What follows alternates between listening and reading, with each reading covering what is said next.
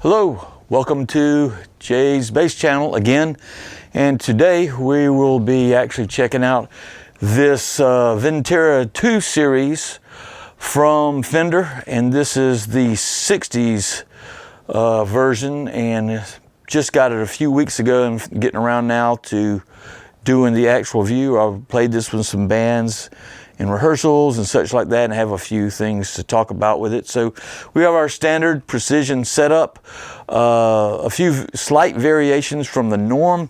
This neck is a teeny bit wider up here than your standard precision. Another thing, these have what's called reverse tuners, meaning they work in reverse from what you're accustomed to. So if you have several basses, it throws you a minute when you go to tune this bass. This particular one is very lightweight, very cool color. The tortoise guard looks very good.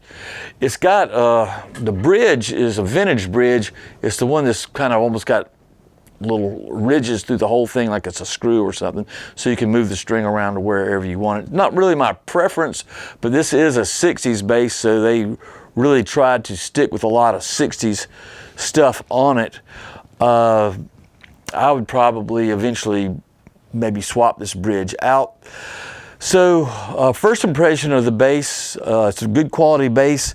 Another thing that's a little odd about this bass is the adjustment for the truss rod is a little hard to access. So when you adjust the truss rod, you're going to have to, you or your repair person, whoever's going to set the bass up, is going to need to probably take the pick guard off to get the screwdriver in there to do it. So a little bit of hassle, but I guess there's a few of these old design things that they left in these basses because it is a 60s bass.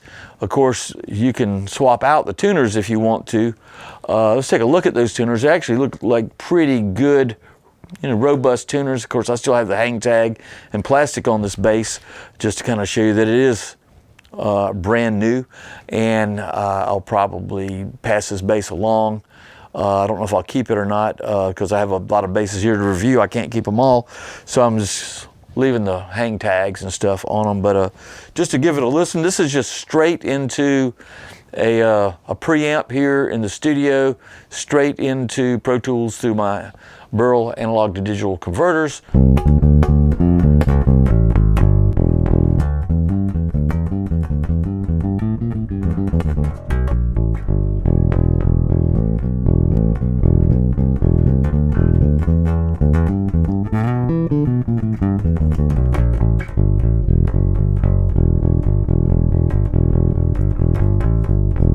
So there's kind of what you get. Obviously, you roll your tone back and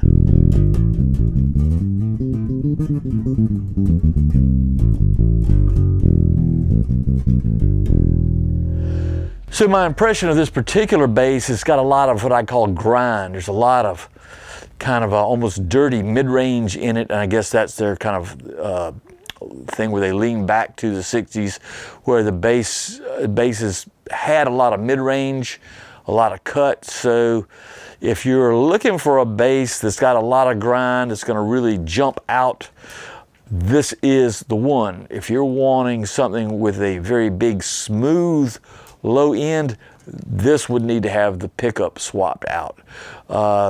And it turns out most of my basses do get the pickup swapped out eventually. I have a few with some vintage pickups in them and such. But that's a whole thing. Some people just like to play these things off the shelf. Other people like myself get antsy and want to put a different bridge or something like that on them. But like I said, it's lightweight. It's a very nice neck. You see it's a rosewood board. And it's got a very vintage feel to it, but you do have to get accustomed to the teeny bit of extra width that's even a little wider than a normal precision width up here.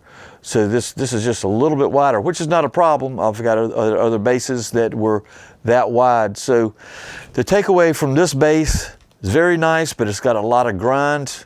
It's easy to set up as far as, the neck was actually pretty well set up here when I got it, but you do have to set it up adjusting down here rather than up here, and it can be a little work to get into that. That's the biggest negative of the bass, but I guess that's, like I said, part of the retro 60s thing. But setting it up to play was easy. It was playable right out of the box. Like I said, it's moderately lightweight, so it's a comfortable instrument.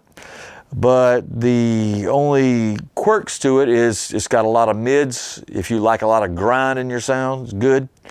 And it's got the reverse tuners, and it's got that adjustment there, of course, and it's also got this, like we said earlier, this vintage bridge. I don't know if you can really see that very well, but you can see that the vintage bridge thing here is a little unusual if you've never had one. I've actually had some original 60s basses that had these bridges, so I do recall the original versions of some of these. I've had a 60s Jazz and 2 60s Precisions over my life that I can recall. There's probably some others. I've probably owned a couple of hundred basses. But anyway, there's my basic shakedown of this pros and cons of this Vintera II series bass. Like I said, I like the bass a lot, and I would probably do a pickup swap at some point, and probably a little bit more standard bridge than this vintage one, because I just like a good player take it out to a gig type of bass. And I think for me, the real grindy tone, you know, is not quite what I'm doing these days. But for a lot of you guys, it might be fine. Anyway, just put any questions about the bass in the comments below, and hopefully you guys are starting to follow my channel and some think this content is cool. So also, if you guys want any more specific content, just note it down there in the notes on YouTube. All right, thanks, and see you in the next incarnation of Jay's Bass Channel, the next episode, whatever you call these things. See ya.